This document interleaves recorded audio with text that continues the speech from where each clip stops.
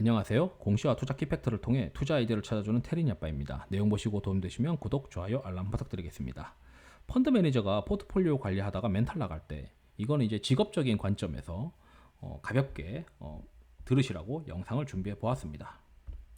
우선 첫 번째가 기업 탐방까지 해가지고 주식 담당자가 해준 이야기가 나중에 이제 거짓말처럼 들릴 때가 있어요. 사실 제가 이제 그 IR 담당자 입장에서 좀 말씀을 드리면은 IR 담당자는 그 담당 임원이 이제 이야기해 준 거를 시장에다가 던져주는 것이죠. 그러면 그 담당 임원은 내가 주도하고 있는 사업은 잘 될 거야 라고 이야기를 합니다. 그게 안 될 거라고 얘기를 하진 않죠. 그 IR 담당자는 내용을 듣고 이게 잘 될 것 같네. 그래서 시장에다가 이야기를 하게 됩니다. 그러면 시장에서는 기대감이 있죠. 그렇지만 이 사업이라는 거는 해보신 분들은 잘 아시겠지만, 그리고 IR 담당자를 해보시거나 또는 뭐 투자를 해보신 분들도 더 잘 아시겠지만, 회사가 원하는 시점에 다 이루어지지 않습니다. 항상 연기가 되고 항상 기대했던 기대치만큼 성과가 달성되지 못할 때가 종종 있죠. 그래서 이제 기관 투자자들은 A 기업을 쳐다볼 때 그 A 기업을 크로스 체크할 수 있는 다른 기업들과 같이 크로스 체크하는 것을 굉장히 선호합니다. 이와 마찬가지로 이 모든 이제 기업 탐방에서 들었던 내용이 항상 100%다 이루어지지 않는다. 이걸 이제 염두에 두고 투자를 해야 되는데, 그래도 너무 이제 철석같이 믿었다가 박살이 나는 경우가 종종 있죠. 그리고 또 어떤 이야기들이 있냐면, 업황이 좋다고 해서 이제 이 주식을 포트폴리오에 편입을 했는데 주주공모 유상증자 당할 때가 있어요. 올해 같은 경우는 뭐 코스맥스 같은 게 있는데, 그리고 뭐 그 이전에는 뭐 다른 종목들이 있죠. 그런데 희한하게 이 주주공모 유상증자는 이 총액 인수를 하는 경우에 증권사랑 연계를 해서 그 특정 증권사의 IB팀에서 보통 이제 총액 인수를 담당을 하죠. 그러면서 이 회사는 어느 정도 주가가 올라가길 원하는 경우가 많습니다. 왜냐하면 희석 가능한 주식 수를 낮춰야 되니까. 그러다 보니까 이 주주공모 유상증자 공시가 나오기 전부터 회사는 열심히 IR을 합니다. 그리고 주주공모 유상증자 공시를 발표를 해서 약간 뒤통수 맞는 느낌이 되죠. 그리고 나서는 주주공모 유상증자의 어떤 청약을 높이기 위해서 계속 IR을 또 강화를 합니다. 그런데 종종 어떤 기업이 있냐면, 이건 진짜 재밌는 얘기인데요. 주주공모 유상증자가 끝나고 기존에 IR을 했던 그 IR 담당자가 회사를 관두는 경우가 있어요. 그런 경우는 굉장히 조심해야 되는 게, 주주공모 유상증자 때 이야기했었던 그 IR이 본인의 어떤 양심의 가책이 느끼는 부분들이 있어서 이게 안 될 건데, 이 위에 임원들은 이걸 된다라고 이야기를 하라고 강요를 해서 주가를 버티게 해라고 이제 그 압박을 넣으니까 어쩔 수 없이 거품처럼 부풀려서 이야기를 했는 경우, 본인이 이제 양심의 가책을 느껴서 뛰쳐나가는 경우가 있습니다. 그래서 주주공모 유상증자쯤에 공시 담당자가 예를 들어서 바뀌었다. 그러면은 일단 그 주주공모 유상증자에서 밝혔던 계획은 거의 될 가능성이 없을 수도 있다라는 거죠. 안 될 것 같은데 막 펌프질 하라고 하니까, 그거 하다가 펌프질 하다가 이제 본인이 이제 못 이겨서 나가는 거죠. 그리고 컨센서스보다 낮은 실적을 발표하면서 어닝 쇼크 종목을 가지고 있을 때는 언제나 그 멘탈이 나갑니다. 그래서 일부 이제 IR 담당자들은 어닝 서프라이즈를 억지로 만드는 경우도 있어요. 그러니까 이제 애널리스트의 컨센서스가 너무 높다고 생각하면 그 컨센서스를 못 올리게 하는 거죠. 그리고 나서 실적 발표할 때 항상 컨센서스 대비해서 실적이 잘 나오게 애널리스트들의 컨센서스를 관리하는 그 기업들도 많이 있습니다. 그래서 이 컨센서스보다 낮은 실적을 그 발표하는 종목을 들고 있게 되면은 항상 이제 매니저들은 고민을 해야 되죠. 이게 추가 매수 가능한 기업이냐, 아니면 추가 매수가 안 되는 기업이냐, 비중을 줄여야 되고 좀 더 기다려서 봐야 되는 거냐, 이런 게 이제 분류를 하는데, 어쨌든 이제 컨센서스보다 낮은 실적을 당하면, 어닝 쇼크를 당하면은 이제 멘탈이 나가죠. 왜냐하면 이제 성과가 떨어지니까. 그리고 이거는 회사 내부적인 이야기 때, 어떤 종목이 좋다고 해서 위에 임원이 이제 사라고 해서 샀는데, 이게 뭐 한 일주일 정도 지나니까, 뭐 또는 뭐 한 달 정도 지나니까, 이거 왜 들고 있냐고, 자기는 팔았는데 이거 왜 들고 있냐는 식으로 타박받는 경우가 종종 있습니다. 그러면 굉장히 짜증나죠. 이거 뭐 위에서 사라고 해서 샀는데, 사고 나서 이제 본인은 팔았다고 하고, 그래서 이제 짜증만 이제 나는, 그러면서 이제 마음속으로 그 삭히는 그런 멘탈 나가는 경우입니다. 그리고 이것도 이제인데 1년 동안 열심히 이제 그 포트폴리오 운용해서 고객 자산을 운용을 했는데 2011년도부터 사실 시장이 박스권이었던 시절이 있어요. 그때는 1년 동안 열심히 운용했는데 절대 수익이 안 나고 시장이 이제 빠지다 보니까 마이너스 수익률이 났는데 뭐 시장보다는 아웃퍼폼 했다고 칩시다. 그런데 멘탈이 나가죠. 열심히 했는데 절대 수익도 못 내는 거니까. 그러니까 연초 대비 수익 다 까먹을 때가 있어요, 한 번씩. 그래서 이거를 당하면은 굉장히 짜증납니다. 왜냐하면 기관 투자자들은 주식을 이제 뭐 줄이면서 현금 비중을 높이는 자산 배분은 거의 뭐 금기시 하다 보니까 하지 않아요. 그러다 보니 시장이 너무 이제 변동성이 커지면은 주식 들고 거의 떨어지는 거죠. 그러다 보면은 연초 대비 수익 다 까먹습니다. 그리고 그래서 뭐 플러스 한 5% 수익 냈는데 시장은 뭐 마이너스 한 5%라서 1000bp 이겼네. 근데 좋아하진 않아요. 그냥 멘탈이 나가죠. 내가 뭐 했나 싶은 거죠. 그리고 이제 제로인 펀드 평가라는 게 있는데 이 기관 투자자들은 10% 10억 이상의 어떤 펀드들의 경우에는 보통 제로인 펀드 평가에서 평가를 받습니다. 그게 이제 기간이 다 있어요. 1개월 단위, 뭐 일주일 단위, 뭐 3개월 단위 또는 이제 6개월 단위 이게 롤투롤로 계속 이제 움직이죠. 그래서 지금부터 6개월 전, 지금부터 3개월 전, 지금부터 1개월 전 이렇게 해서 수익률이 어떻고 그리고 상위 몇 %이냐라는 게 이제 따로 같이 기재가 됩니다. 그러면 이게 제가 첫 번째 직장에서 그 회사에 가보니까 운용을 하는데 한 위에 있는 CIO 분이 특정 종목에 너무 꽂혀가지고 그 종목도 플레이 하다가 하위에 한 80%까지 이제 그 튕겨 나가더라고요. 그렇게 되면 회사 분위기가 싸해집니다. 마찬가지로 이게 등수가 있어요. 그러면 상위 50% 안에 드는 사람들은 펀드 매니저 100명 중에 몇 명일까? 거의 48명 정도입니다. 왜 2명은 왜 50명이 아니냐? 수수료가 들어가기 때문에 그래요. 그래서 수수료가 들어가기 때문에 보통 한 48명 정도만 시장을 아웃퍼폼 합니다. 그러면은 그 난다긴다 하는 펀드 매니저도 한 100명 줄 세우면 일단 1년 기준으로 시장을 언더하는 사람들은 50명 정도 됩니다. 50명 이상이다. 이렇게 생각하시면 돼요. 말은 청산 뉴스죠. 근데 언더하는 경우가 종종 있습니다. 마찬가지로 이 매번 이제 이 제로인 펀드 평가를 로그인해서 보죠. 그래서 동갑 매니저들이랑 뭐 만나서 밥 먹을 때 얘기하는 게 오늘 시장 이기고 있냐? 어제 이겼냐? 요즘 이기고 있냐?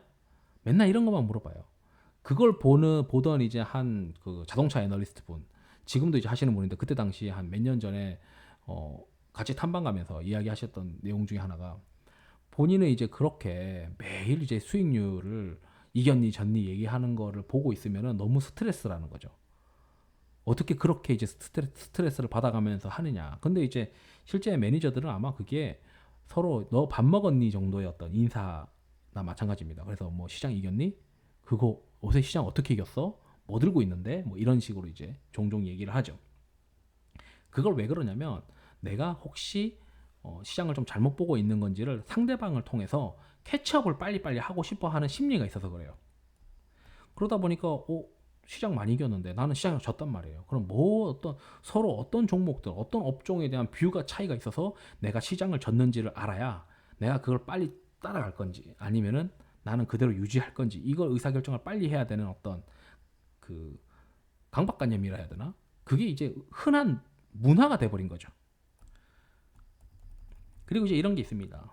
회사를 그만두고 나간 지인이 주식 투자로 대박이 난다. 또는 이제 또 동갑 매니저들이 이제 매미로 이제 갔는데 대박으로 돈을 많이 벌었다. 뭐 작년 같은 경우는 뭐 10억을 벌었네, 20억을 벌었네. 뭐 이런 후문들이 많이 들리죠. 근데 이제 이게 멘탈이 나갈 수는 있는데 이제 매니저 입장에서는 멘탈이 나가죠. 왜냐면 고객 자산을 굴리는 소장농이잖아요. 사실 펀드 매니저가 내 돈 굴리는 게 아니고 남의 돈 굴려주고 거기서 이제 수확물 나눠 가지는 건데 결국 이제 그 남의 돈으로 열심히 이제 장 좋을 때 남의 돈으로 이제 굴려준 놈이랑 장 좋을 때 자기 돈으로 돈 번 사람이랑 그 차이가 있는 거죠. 그래서 이제 그 대부분 이제 펀드 매니저들이 그 어느 정도 이제 내가 나가서 주식을 할 수 있는 자신감이 생기면은 그리고 집에 좀 돈이 있으면은 나와서 개인 투자를 많이 합니다. 그리고 이제 부를 쌓죠. 물론 이제 이게 잘 안 돼가지고 다시 이제 업기로 복귀하는 사람도 있습니다. 그리고 레버리지를 일으켜서 박살나는 사람도 있죠. 그런데 이제 장이 될 때 레버리지 한번 잘 일으키면은 너무 돈을 많이 벌어요. 근데 이제 그걸 이제 부러워하지 않아야 되는데 부럽긴 부럽죠. 그런데 이제 저는 이제 그것보다는 이 사람이 어떤 로직으로 돈을 벌었느냐 이런 게 이제 더 궁금하더라고요.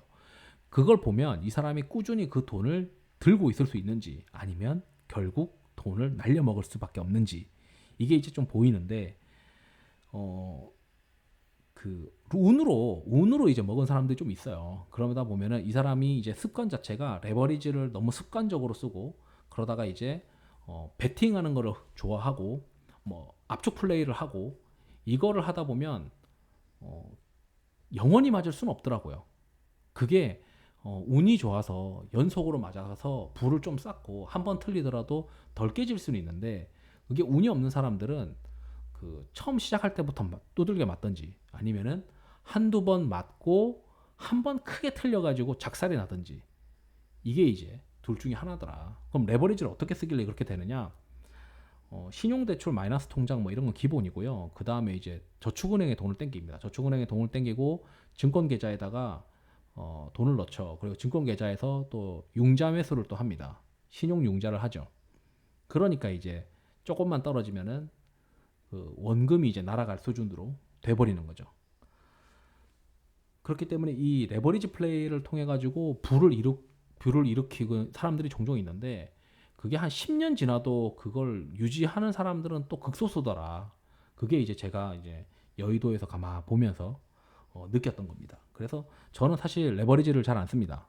그냥 마이너스 통장이나 신용 뭐 대출 이 정도는 이제 좀 괜찮다고 생각하는데 거기에다가 또 레버리지 쓰는 거는 또 못 하겠더라고요. 가족도 있고 딸도 있고 한데.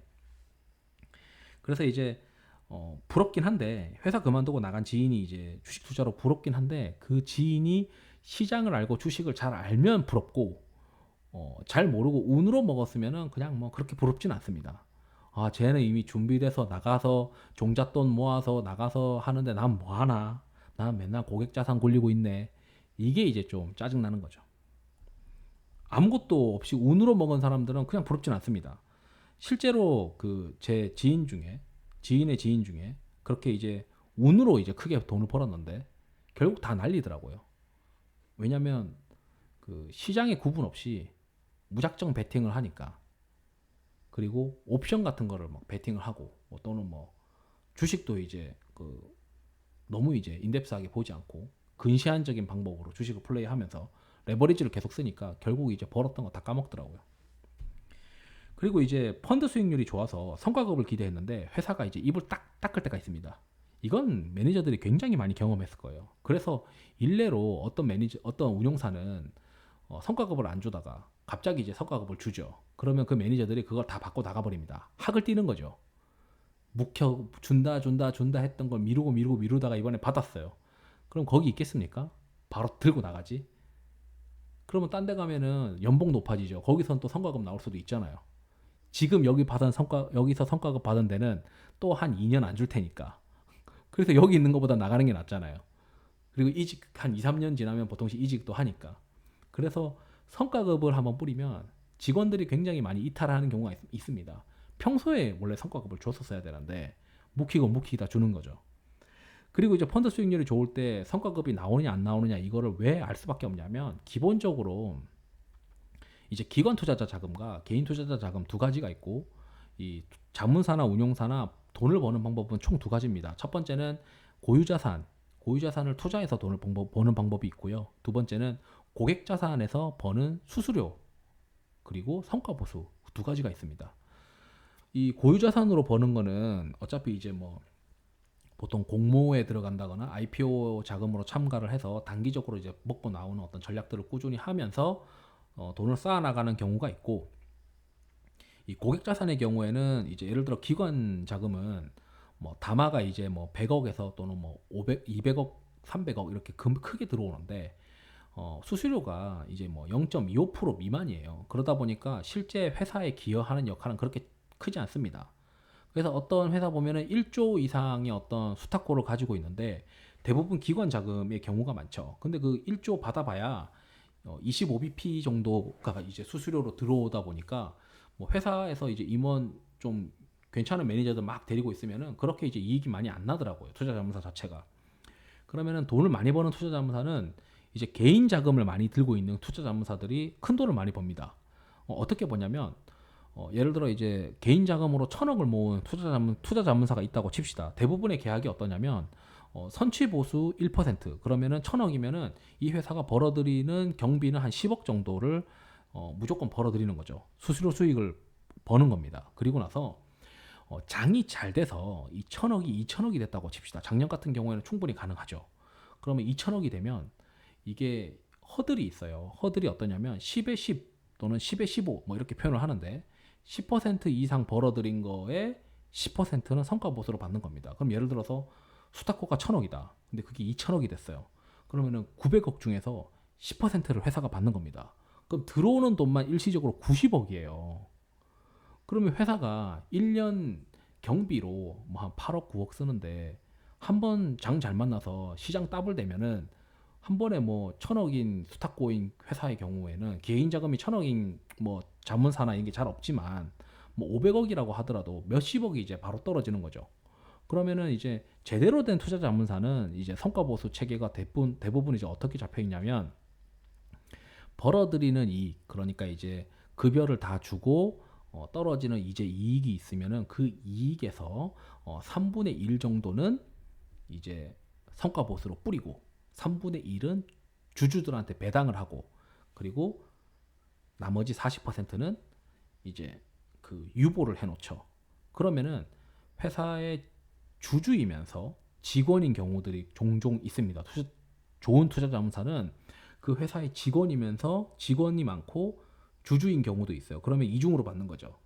회사에서 벌어들인 돈이 한 60%를 배당 또는 성과급으로 받는 겁니다. 그렇게 되면은 1년 연봉이 뭐 대부분 매니저가 못해도 이제 좀 뭐 1억 가까이 받는 사람들이 많은데 뭐 그렇게 못 받는 사람도 있긴 하지만 성과 보수를 고려를 했을 때 1년 연봉을 한 번 더 받는 거나 또는 1년에서 2년 정도 연봉치를 한 번에 더 정산을 받는 거죠. 그러면은 뭐 차박꾼에 뭐 하네 뭐 말이 많습니다. 그렇게 이제 한 몇 년 벌면 이제 한 10억 정도 쌓아가지고 개인 투자하러 나오거나 뭐 그렇긴 한데 어쨌든 이제 펀드 수익률이 좋아서 성과급 기대했는데 안 줄 때 정말 짜증납니다. 저는 이제 이걸 못 받아봤어요. 그리고 마지막으로 이건 기타인데 삼성전자만 오를 때가 있습니다. 아 이게 삼성전자가 그 한 번씩 업황이 이제 아다리가 맞아가지고 막 상승할 때가 있는데 그렇게 되면은 시장에 자금이 다 빨려 들어가요. 그리고 뭐 종목이 안 됩니다. 왜냐하면 이 시장은 상대적으로 선호하는 종목이 우선적으로 가기 때문에 큰 애가 오르게 되면 다 그냥 죽는 거죠. 중소형 투자 전략 아예 안 됩니다. 가치주 그런 거 안 됩니다. 그냥 삼성전자만 올라갑니다. 그렇게 되면은 삼성전자를 포트폴리오에 뭐 20% 이상 뭐 더블업을 해가지고 뭐 40%씩 들고 가긴 힘들잖아요. 그러다 보니까 가만히 있으면은 매일매일 뭐 언더하죠. 그렇다고 뭐 삼성전자를 중립으로 맞춰놔도 아웃퍼폼하기 쉽지 않습니다. 왜냐하면 다른 데서 박살이 나거든요. 그러면 어떤 특정 업종이 간다 하면은 거의 뭐 그 특정 업종만 이제 들고 있어야 성과가 나더라고요. 그래서 저도 이제 이런 경험들을 자꾸 하다 보니까 이렇게 이제 엑셀을 만들어서 관리를 하는 게 주도 업종이 뭔지 그래서 이 주도 업종 위주로만 포트폴리오를 구축을 하고 이쪽에 이제 하위권 업종에 대해서는 거의 이제 들고 있지 않는 그 특정 업종의 어떤 바이어스를 높이는 방법으로 저는 투자를 했는데 이것도 리스크가 있어요. 이것도 그 제가 커뮤니티에 막 예전에 이제 운영했을 때 수익률을 보시게 되면은 시장이 변곡점이 오면은 가장 이제 베타가 높았던 애들이 막 박살이 납니다. 그게 이제 시장의 기존 주도주였던 애들이 많죠. 이 주도주였던 애들이 박살이 날 때 빠르게 이제 현금 비중을 잘 맞춰야 되는데 그걸 또 못하게 되면은 이제 장이 좋았을 때 들고 있었던 애들이 다 떨어집니다. 예를 들어서 뭐 특정 업종에 대해서 쏠려가지고 상위 뭐 한 10% 안에 들어가 있다. 펀드 수익률이 1년 수익률 기준으로 상위 10% 아니다. 그러면은 본인이 이제 시장에 너무 잘 맞는 투자를 하고 있기 때문에 그게 바로 역회전이 들어가게 되면 박살이 나죠. 그렇기 때문에 이 특정 업종이 오르거나 한쪽으로 쏠리게 되면은 항상 이제 주의를 해야 되고 나도 거기에 동조를 할 건지 아니면 난 이거 이제 팔고 마켓 중립으로 좀 갈 건지 이것들을 많이 고민을 해야 되죠. 그런데 뭐 거의 맞추는 거는 거의 어렵더라. 그래서 결국 이제 저는 이제 그냥 뭐 리스크 관리 영상을 통해서 말씀드렸듯이 뭐 리스크 관리를 통해서 현금 비중을 늘리는 거를 굉장히 선호하는데 사실 기관 투자자들은 그렇게 현금 비중을 늘리는 거는 약간 금기시하는 게 있다. 이렇게 이제 말씀을 드리겠습니다. 그래서 뭐 다양한 뭐 멘탈이 나가는 어떤 사례들을 간단하게 말씀드렸던 시간이었습니다. 감사합니다.